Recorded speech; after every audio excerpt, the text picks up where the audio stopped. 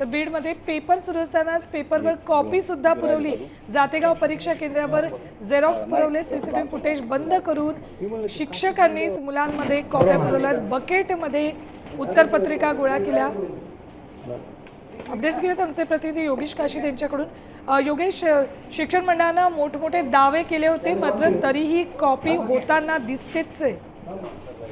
नक्कीच आज बीड जिल्ह्यामध्ये आणि बीड परीक्षा केंद्रावरती 10वीचा हिंदीचा पेपर होतोय आणि बीडच्या दोनही केंद्रावरती म्हणजे विशेषतः पाहायला तर शिरदेवी येथील केंद्रावरती चक्क विद्यार्थ्यांना पेपर सोडवण्यासाठी पत्र्याच्या शेडमध्ये बसवण्यास भाग पाडला आहे। तर विशेषतः पाहायला गेलं तर जातेगाव येथील 10वीच्या सेंटरवरती चक्क विद्यार्थ्यांना हिंदीच्या पेपरची जी पत्रिका आहे उत्तरपत्रिका ती झेरॉक्स करून पुरवण्यात आलेली आहे आणि झेरॉक्स पुरवल्यानंतर उत्तर संपल्यानंतर ती गोळा करण्यासाठी लहान लहान चिमुकल्यांना बकेट घेऊन या ठिकाणी ती उत्तरपत्रिका गोळा करण्यास भाग पाडलेला आहे। संपूर्ण प्रकार जे आहे तो जातेगाव केंद्रावरती घडलेला आहे आणि चक्क झेरॉक्सची पत्रिका पुरवलेली आहे।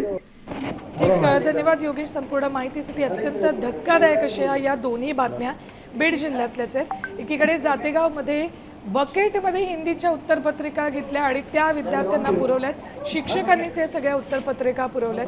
हिंदीच्या पेपरसाठी सुद्धा कॉपी करावी लागते, म्हणजे काय पिढी या शिक्षकांनी घडवली आहे। धक्कादायक म्हणावं लागेल।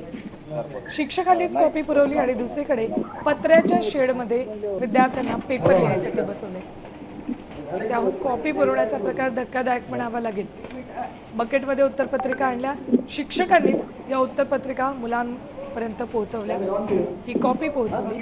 सीसीटीव्ही त्यासाठी बंद केले, मुलांना उत्तरपत्रिका अर्थात कॉपी दिली आणि त्यानंतर या उत्तरपत्रिका सगळ्या बकेटमध्ये गोळा केल्या।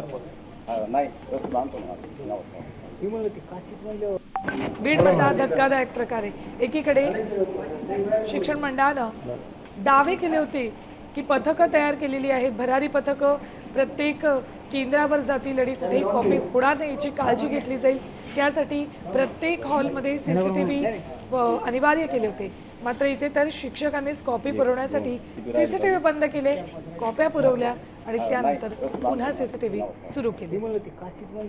जरी शिक्षण मंडळानं इतके दावे केले तरी सुद्धा कॉपी करणाऱ्यांनी आणि कॉपी पुरवणाऱ्यांनी त्यातूनही पर्याय शोधले आणि कॉपी केलीच आहे।